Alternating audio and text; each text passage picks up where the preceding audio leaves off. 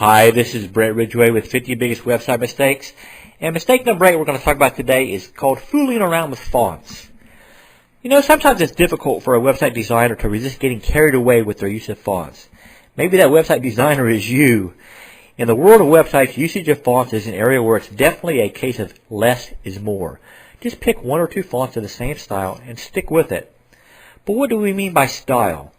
In fonts, there are what are called serif fonts and what are called sans serif fonts.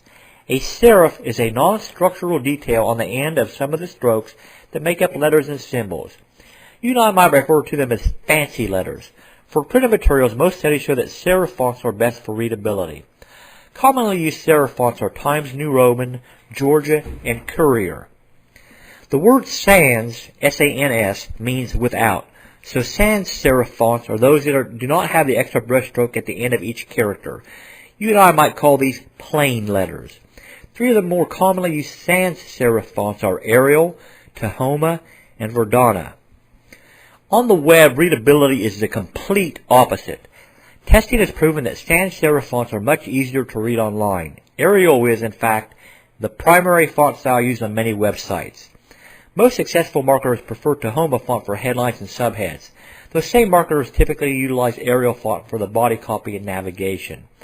Now, there are a few cases where crossing the style border is acceptable. An example is if you're using testimonials or case studies on your web page. If you want to differentiate between the main copy and the special call-out of a testimonial or case study, then an alternate font type is acceptable for that testimonial or case study. Certainly, you should be consistent throughout all of your testimonials to utilize the same font style for each. Same for case studies. That being said, the key to online success is testing, testing, testing. Only your readers can tell you with any certainty what will work best for them. Maybe you have a freakish niche that responds best to something different than the norm.